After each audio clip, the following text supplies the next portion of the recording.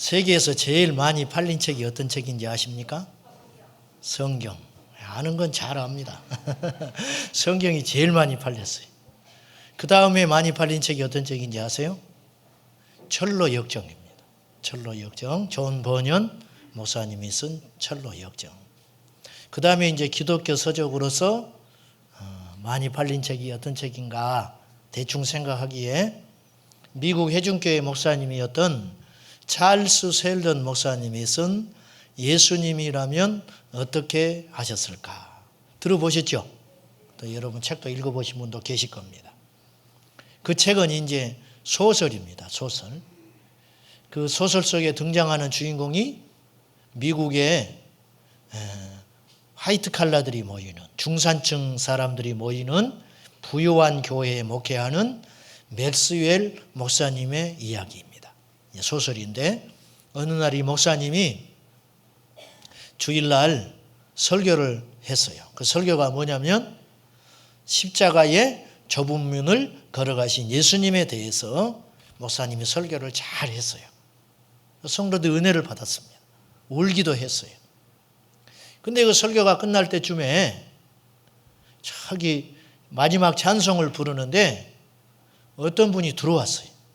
이분이 소리를 내치면서 앞으로 나왔어요. 이 사람이 누구냐면 인쇄소에서 일을 하다가 실업자가 된 남루한 사나이였습니다. 이분이 앞으로 뚜벅뚜벅 걸어 나오더니 성도들 앞에 이렇게 이야기를 하는 거예요. 여러분들 휴가지 찾아다니시고 비싼 돈 들여서 멀리까지 여행 다니고 근데 정작 당신의 이웃들은 지금 고통받아 죽어가고 있는지 아십니까? 이웃들에 대하여 여러분이 어떤 사랑을 실천하고 있습니까?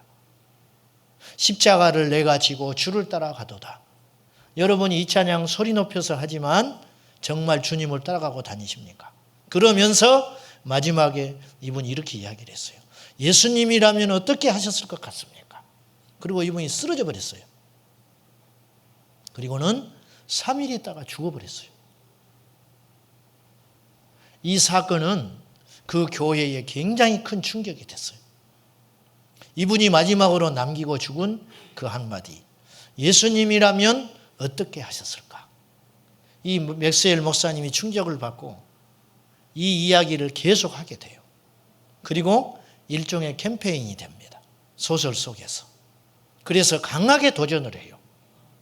여러분이 삶의 현장에서 예수님이라면 어떻게 하셨을 것 같습니까? 그리고 그 질문 속에 답을 하고 그렇게 살기로 작정한 사람들은 서약을 받아요. 그래서 신문사 편집장.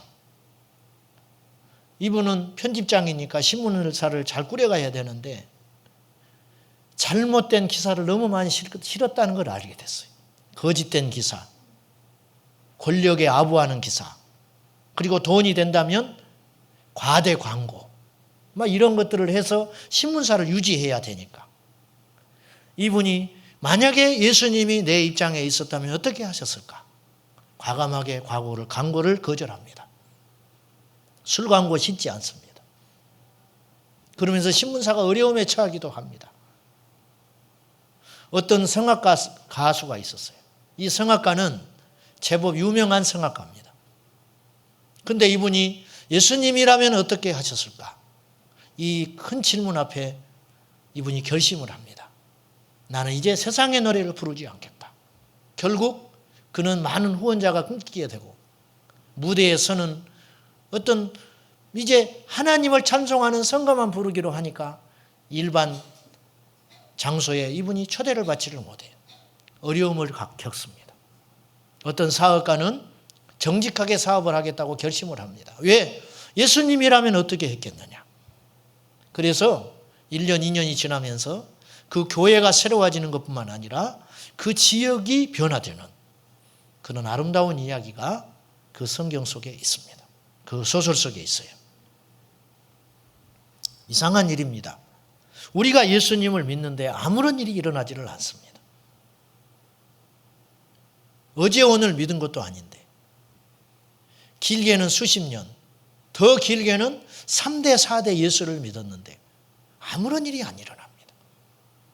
오늘의 한국 기독교는 귀에 닳도록 우리가 듣고 있지만 이제 옛날에는 교회가 세상을 꾸짖고 걱정을 했어요. 그렇게 살면 안 돼. 정치인들을 향하여 비판을 했습니다. 그런데 요새는 거꾸로 세상이 교회를 걱정하는 거예요. 아니 그렇게 교회 건물들이 경매가 된다는데 언론에서 걱정하고 있어요. 우리는 걱정도 안 하고 있는데 자기들이 걱정을 해주고 있어요. 목사님들에 대해서 걱정하고 있습니다. 이게 부끄러운 일입니다. 왜 예수님을 믿는 사람이 이렇게 많은데 세상은 달라지지 않는가? 달라지기는커녕 더 나쁜 방향으로 가고 있어요. 우리 가정이 별로 안 달라집니다. 우리가 들어간 직장이 안 달라져요. 뭐 그것까진 그렇다 쳐요. 예수 믿는 우리만 모인 교회조차도 세상과 큰 차이가 없는 그런 모습이 보입니다. 이럴 때 우리는 몹시 절망합니다. 왜 그러냐 이거예요. 우리는 변했습니까? 왜 우리가 이렇게 안 변하는가? 저는 이 고민을 여러분과 하고 싶어요. 변하지 않는 건 이유가 있습니다. 정말 주님을 믿지 않기 때문입니다. 변하지 않는 이유가 있습니다. 정말 회개하지 않았기 때문입니다. 회개를 제대로 안 한 거예요. 아니 저는 회개하는데요. 여러분 회개는 진짜 회개가 있고 가짜 회개가 있어요. 가짜 회개는 입으로만 고백하는 거예요. 우리가 기도할 때 그런 기도 많이 합니다. 제가 죄인이라고. 제가 정말 나쁜 놈이라고. 말씀대로 못 살았다고. 그럼 그 다음 주에는 그것이 좀 달라져야 되거든요. 1년, 2년째 맨날 그 기도만 하고 있는 거예요. 쳐 죽일 죄인이래. 맨날 그놈의 죄인이야. 언제 의롭게 되는 거예요? 언제? 봐주는 것도 한두 번이지. 알고도 지은 죄, 모르고도 지은 죄. 말은 잘 갖다 붙여요. 그 회개 아니에요. 세례 요한이 요단강가에서 세례를 베풉니다. 그때 바리새인들과 사두개인들이 와서 세례를 받고자 합니다. 성경은 분명히 그렇게 기록하고 있어요. 마태복음 3장에 보면은 세례 요한이 회개하라. 그러니까 이들이 나와서 죄를 자복했다고 나와 있어요. 죄를 자복했어요.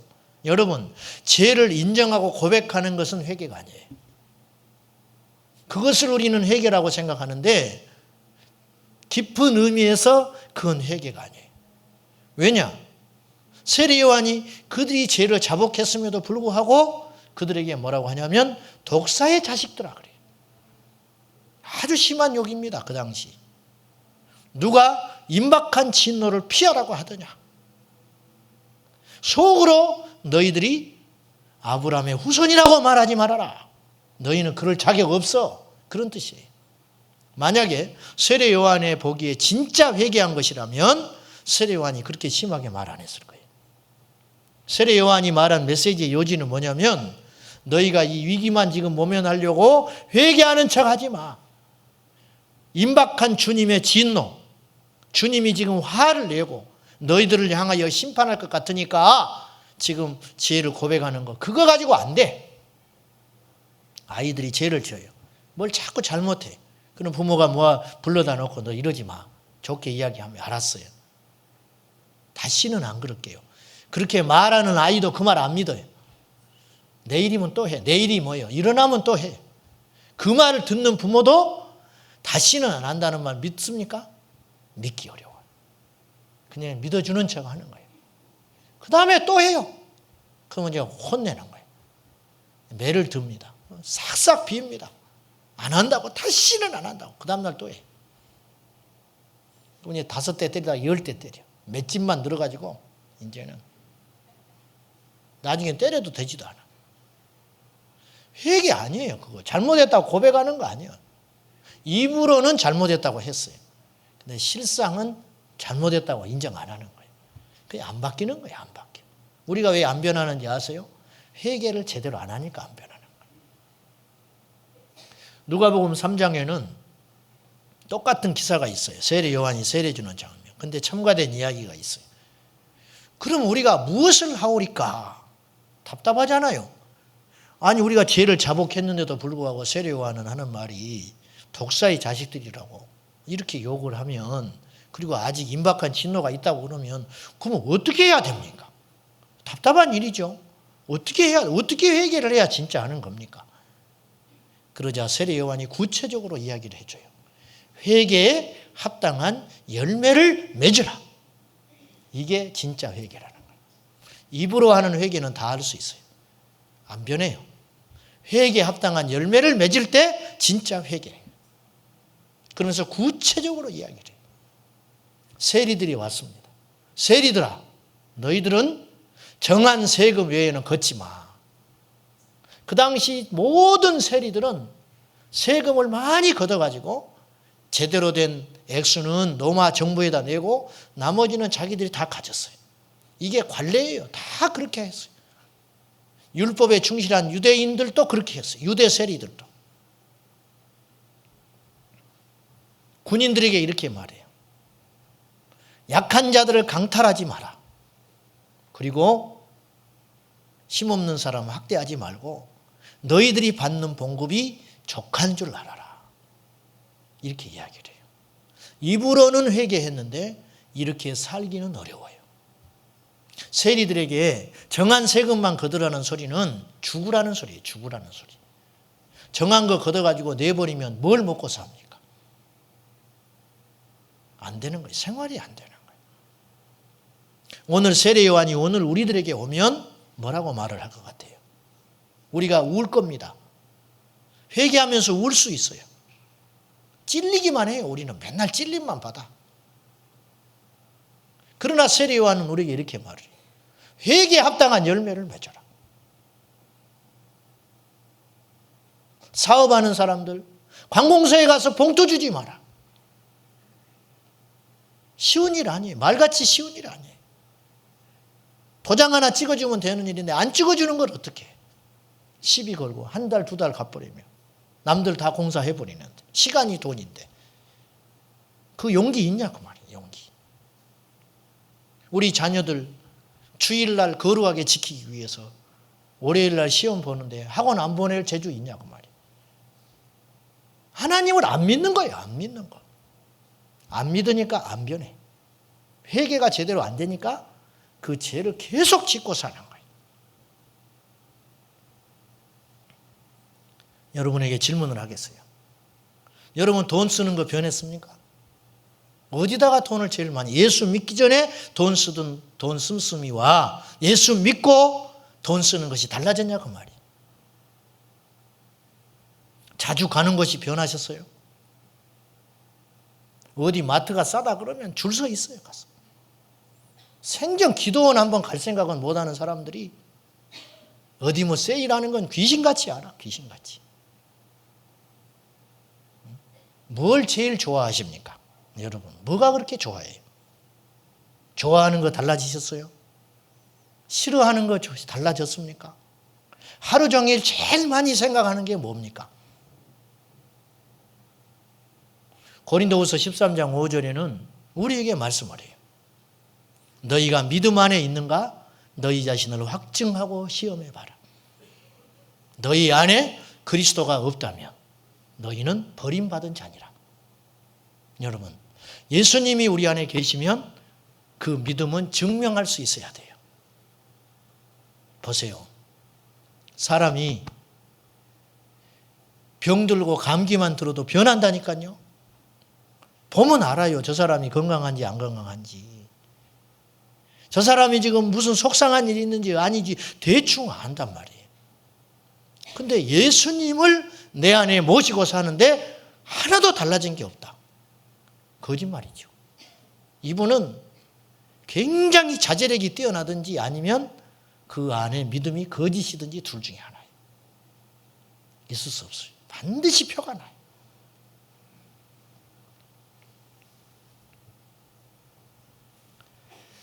우리가 참되게 회개하지 않으면 구원의 길에 이를 수 없어요. 오늘 말씀이 무슨 말입니까? 10절 말씀 보세요. 하나님의 뜻대로 하는 근심은 후회할 것이 없는 구원에 이르게 하는 회개를 이루는 것이요 세상 근심은 사망을 이루는 것이니라. 구원에 이르는 회개. 이 말이 무슨 말인지 압니까? 회개해야 구원에 이른다고 말이에요. 회개 없이 구원 없어요. 마태복음 4장 17절에 예수님이 외친 메시지, 첫 메시지가 뭔지 아세요? 공생애 시작하시면서 회개하고 복음을 믿으라. 왜? 천국이 가까웠느니라. 천국 가려면 회개하고 믿으라고 말이에요. 왜 우리가 안 믿어지는지 아세요? 회개가 안 되니까 안 믿어지는 거예요. 회개가 제대로 안 되니까 안 믿어지는 거예요.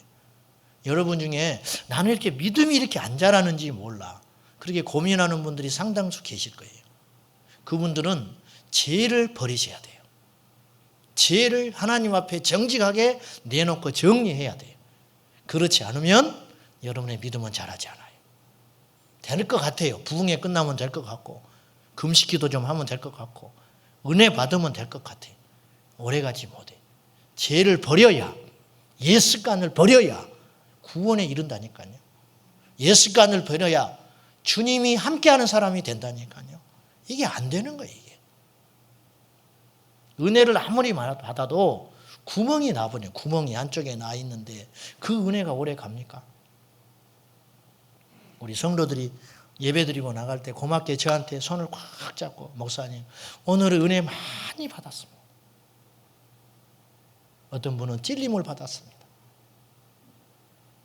찔림 받았으면 달라져야 돼. 근데 맨날 찔림만 받아. 맨날. 구멍이 막 가슴에 펑펑 났어. 말씀으로 계속 구멍이 나가지고 난도질 나가지고. 어느 때는 막 교회 오기 싫을 거예요. 여러분. 11절 말씀 한번 보세요. 이게 영적 원리예요. 11절 보라 하나님의 뜻대로 하게 된 이 근심이 바울이 고린도 전서를 보내거든요. 바울이 고린도 교회에 첫 번째 편지를 보내. 그 편지 내용이 좋은 내용이 아니에요. 고린도 교회를 굉장히 신랄하게 비판을 해요. 우상 숭배했지, 제사 지내지, 음란하지, 송사가 걸려가지고 세상의 법정에 가지. 네가 그러고도 너희들이 예수 믿는 사람이야. 바울이 혼을 냅니다. 여러분 싫은 소리 하는 사람은 더 고통스러운 거예요. 그래서 8절에 7장 8절 보시면 그러므로 내가 편지로 너희를 근심하게 한 것을 후회했다. 이 편지가 첫 번째 보낸 고린도 전서를 말하는 거예요. 내가 이 편지를 보내놓고 후회했다. 그러나 지금은 후회하지 아니하는 것은 그 편지가 너희로 잠시만 근심하게 한 줄을 알미라. 9절 내가 지금 기뻐하는 건 너희로 근심하게 한 까닭이 아니요 도리어 너희가 근심함으로 회개하며 이런 까닭이라. 너희가 이 편지를 받고 회개하고 사는 자가 되었다. 그래서 나는 후회하지 않는다.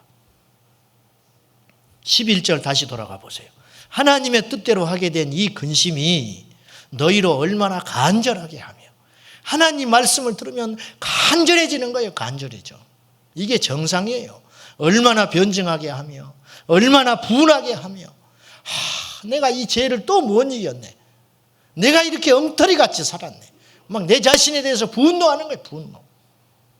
얼마나 두렵게 하며 하나님 무서워. 얼마나 사모하게 하고 얼마나 열심히 있게 하고 얼마나 벌하게 하였는가. 이게 정상이라니까요. 이게 살리는 근심의 축복이에요. 발걸음도 가볍게 예배당에 왔다가 무겁게 돌아가는 것이 하나님의 말씀이라는 거예요. 무거운 짐 지고 왔더니 더 무겁네. 더 무거워. 오늘 그래서 회개를 외치지 않아요. 회개를 외치지 않아요.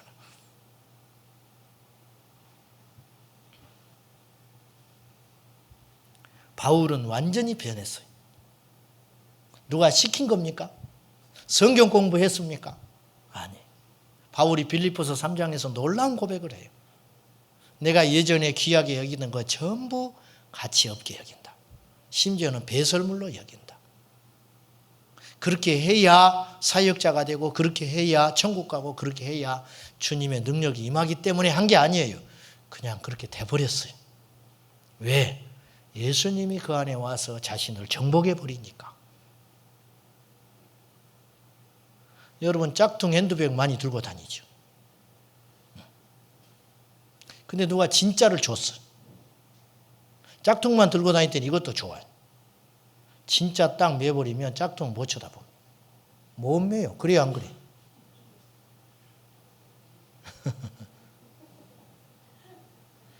옛날에 좋다고 차고 다녔는데 진짜를 만나버리면 가짜는 맬 수 없어요. 맬 수 없다고. 예수님이 진짜 내 안에 들어오면 세상 버리라고 말할 필요도 없어요. 달라지라고 말할 필요가 없어요. 그냥 달라지는 거예요. 우리가 안 달라지는 것은 진짜 구원에 이르는 회개를 안 하기 때문에 그러나 거예요. 찔림만 받으면 안 돼요. 찔린다고 변하는 게 아니에요. 구원에 이르는 회개해야 변하는 거예요. 다윗이 우리아의 아내 밧세바를 범하고 큰 죄를 칩니다. 자기가 그렇게 죄를 져놓고도 죄 진지를 몰라. 양심은 좀 끓였겠지. 근데 또 이렇게 생각했는지도 몰라. 왕이 뭐 이 정도 될 수 있는 거지 뭐. 지 남편 죽는 거? 그 운명이지 뭐. 자기 합리화를 하고 산 거예요. 저는 다윗의 일생에서 최고의 하이라이트는 뭐냐? 골리앗을 죽인 것이 아니라고 봐요. 나단의 책망을 받는 순간이에요.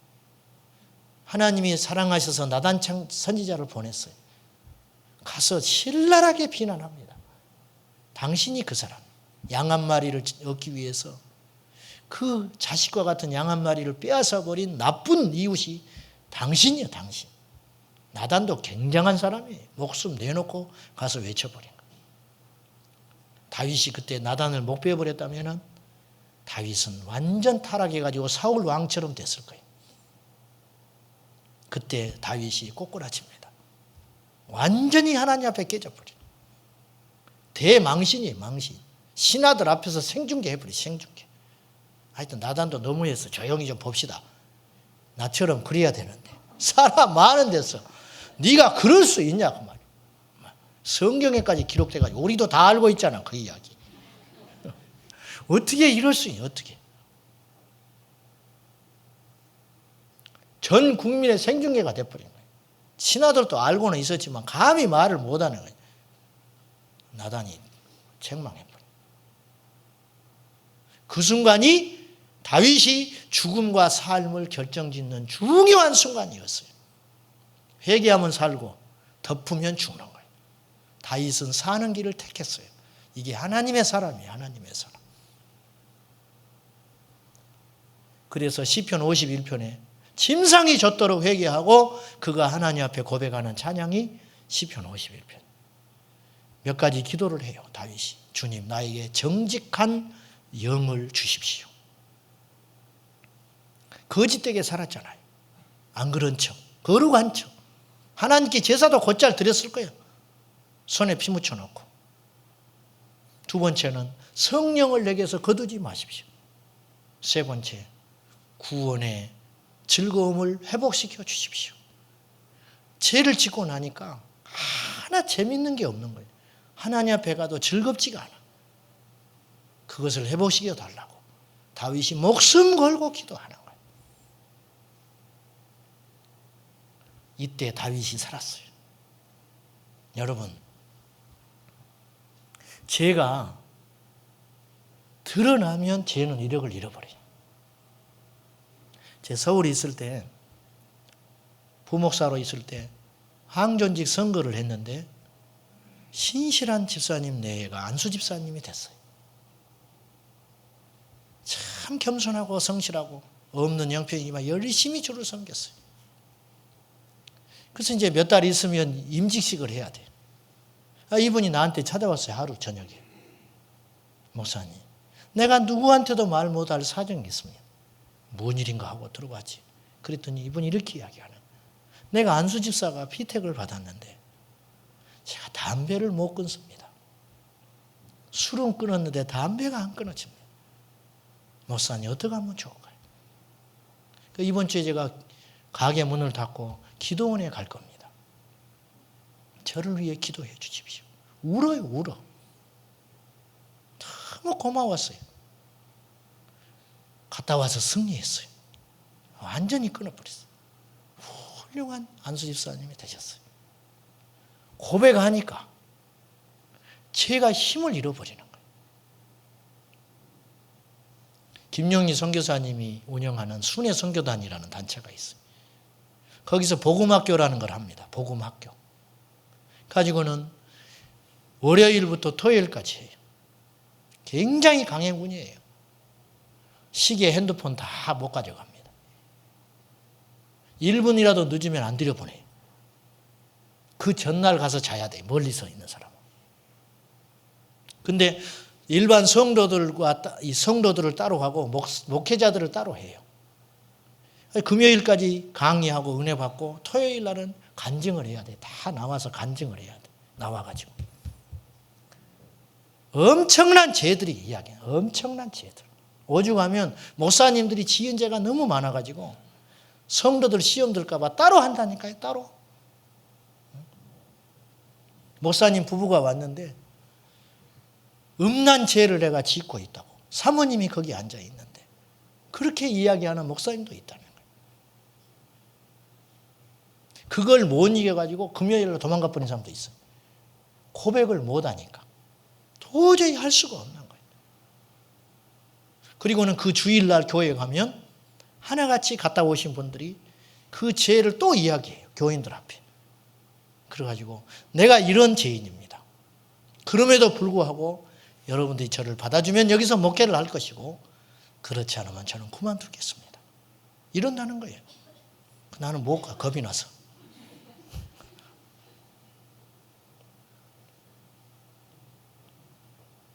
그런데 그 고백된 죄는 힘을 잃어버려요. 그때 변화가 일어나는 거예요. 그때. 그게 구원에 이르는 회개예요. 말만 회개하는 게 회개 아니에요. 말만 믿는다고 해서 믿는 게 아니에요. 진짜 믿어야 믿는 거예요. 내 생명을 걸 만큼 나의 전부를 걸어야 그것이 믿음이지.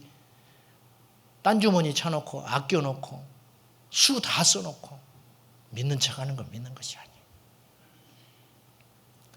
성경에 예수님을 믿는 제자들은 하나같이 자기의 전부를 걸었어요. 근데 오늘 우리는 그렇게 믿지 않아요. 그래서 능력이 안 나타나는 거예요. 믿기만 하면, 영접하기만 하면 구원받는다고 하는 쉬운 교리에 속아서는 안 돼요.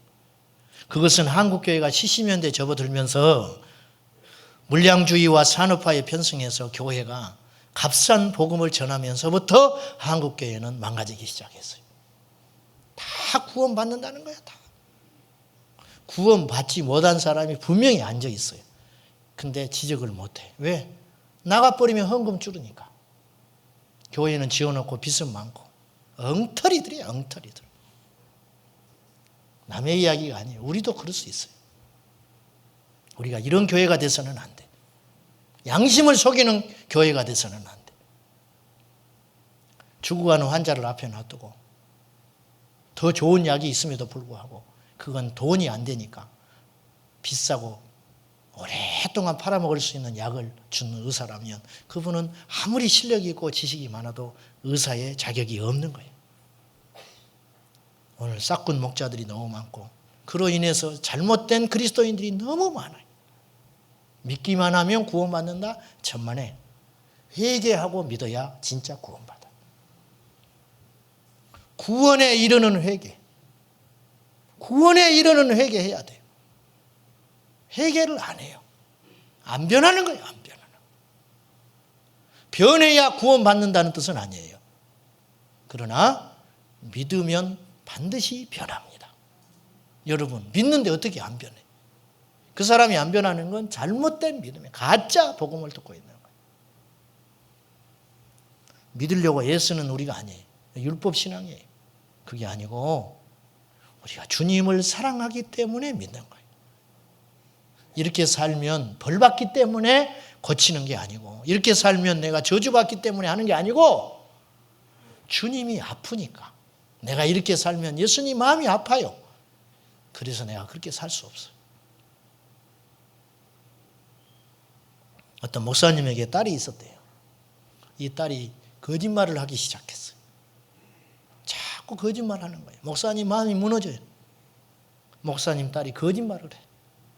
달래보고 혼내보고 때려보기도 하고 그때뿐이에요. 또 거짓말에 돌아서면 내 힘으로 할 수 없구나. 안 되는 거 알죠? 우리 부모들은 다 알아. 안 돼. 잔소리해서 될 것 같으면 전부 성인 됐을 거예요. 안 돼. 하나님께 손들었어요. 울면서 목사님이 기도해요. 주님, 나는 못하겠어요. 주님께 맡깁니다. 젠장 맡겨야 되는데 사람이라는 건 쉽게 그렇게 안 맡겨져요. 내가 할 수 있는 거 다 해보고 안 되면 그때 맡긴다고. 얼마 후에 하나님께서 강하게 마음에 감동을 주셨어요. 네 딸을 데리고 밖으로 나가라. 그리고 데리고는 공원을 갔어요. 입이 이만큼 나와 있어요, 딸이. 말이 안 통해. 공원 한쪽에 쭉 갔는데 성령께서 갑자기 목사님에게 이런 감동을 또 주셨어요. 무릎을 꿇으라. 그리고 딸에게 용서를 빌어라.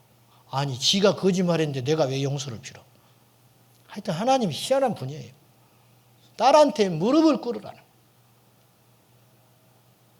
뭘 내가 뭐 때문에 무릎을 꿇습니까? 너 딸을 못 믿었잖아.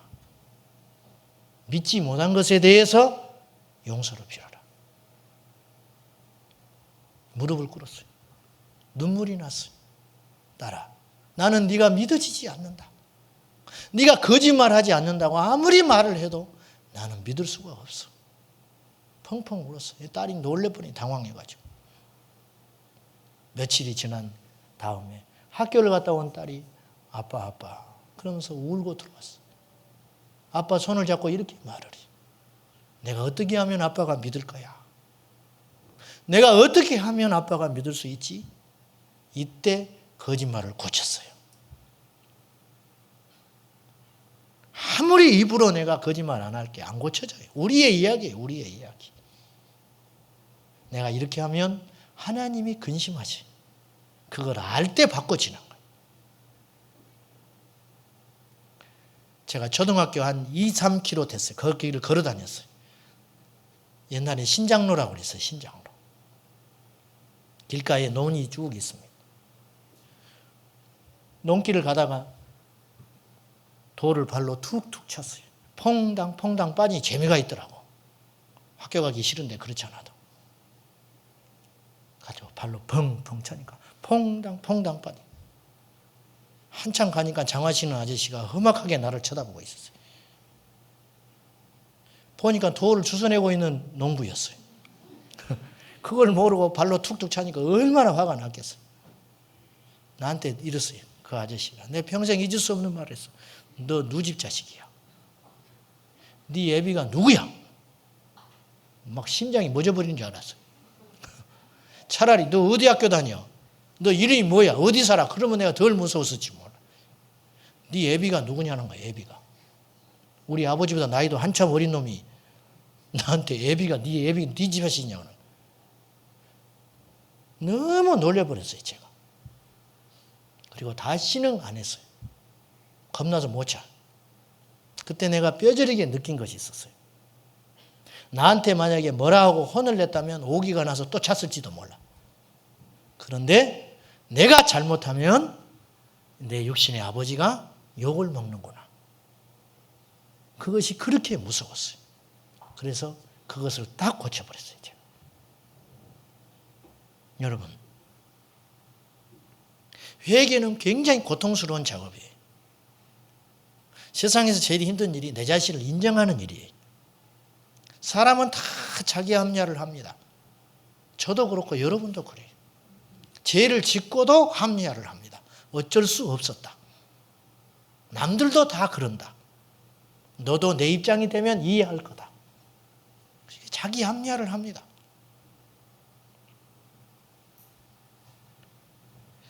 회개는 고통이고 아픔이고 자존심 상하는 일이고 치욕이에요. 그러나 죄에 대하여 아파해야 그 죄를 이길 수가 있다는 거예요.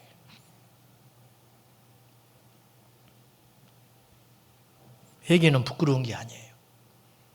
회개는 우리를 살리는 힘이 됩니다. 회개는 다시 시작하는 힘이 돼요. 하나님이 우리를 버리지 않았다는 가장 확실한 증거가 뭔지 아십니까? 회개하는 마음이 생기는 거예요. 능력과 이적은 이단들도 합니다. 마귀도 능력이 있어요. 광명의 천사로 둔갑한다고 그랬어요. 그런데 하나님만이 하실 수 있는 일이 있어요. 성령님만 우리에게 하시는 일이 있어요. 그건 뭐냐? 우리에게 눈물을 주신다는 거예요.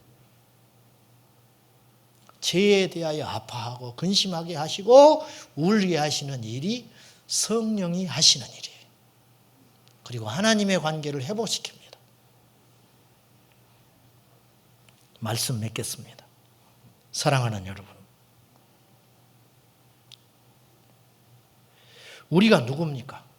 싼 데는 악착같이 쫓아다니고 손해보는 건 이만큼도 하지 않는 우리들이. 여러분이 그렇게 지혜롭습니다. 저나 여러분이나. 그러면 잘 따져보세요. 죄에 대해서 회개할 것인가 안 하는 것인가. 하는 것이 유익한가 하지 않는 것이 유익한가.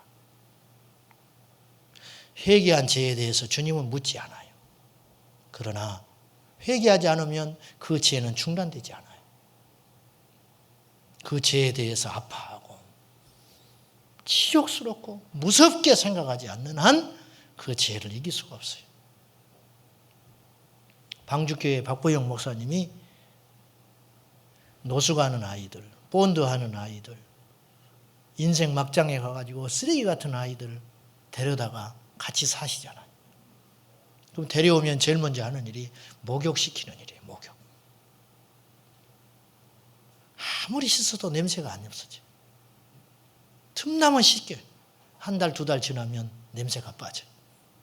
좋은 옷 입히고. 그럼 반드시 하는 일이 있다는 거예요. 두세 달이 지나면 처음에 입고 왔던 옷, 비닐에 꽉 싸놨던 옷을 다시 주면서 입어라. 코를 막으면서 이걸 어떻게 입냐고. 몇 달 전에 좋다고 입고 다녔던 옷이 못 입어. 왜 못 입습니까? 내가 깨끗하게 됐기 때문에. 그걸 입는다고 덤벼드는 아이도 없지만 만약에 입는다고 덤벼들면 그 아이는 옛날로 다시 돌아가는 거예요. 죄가 더럽고 냄새나고 추하고 부끄럽고 아프고 공포스러울 만큼 무서워야 그 죄를 이길 수 있는 거예요. 계속 감추고 계속 합리화를 하고 하나님도 모를 거라고 여러분이 생각한다면 그 죄는 점점 위력을 커갈 거예요. 여러분이 회개하지 않고 자꾸만 은밀한 죄를 짓고 살다 보면 나중에 어디까지 가냐면 지옥의 문턱까지 갑니다. 회개하다 보면 우리가 천국 문 앞에 있게 될 거예요. 사랑하는 여러분, 오늘 이 말씀이 여러분을 힘들게 하고 아프게 할 줄 압니다.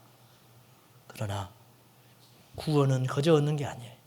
죄를 피 흘리기까지 싸워야 얻을 수 있는 게 구원이에요. 구원에 이르는 회개. 회개하면 여러분이 진짜 변할 수 있어요. 죄에 대해서 회개하고 옛 습관에 대해서 완전히 버리고 주님 앞에 새로운 피조물이 되어서 멋있게, 가난해도 멋있게 살 수 있어요. 높은 자리에 안 올라도 멋있게 살 수 있어요. 우리 형편보다 더 좋아지지 않아도 멋있게 살 수 있어요. 웃으면서 할 수 있어요. 어떻게? 죄를 버리면 우리가 승리할 수 있습니다. 이런 삶이 우리 제자광성교회 모든 지체들에게 날마다 일어나기를 예수님의 이름으로 축원합니다. 기도하겠습니다.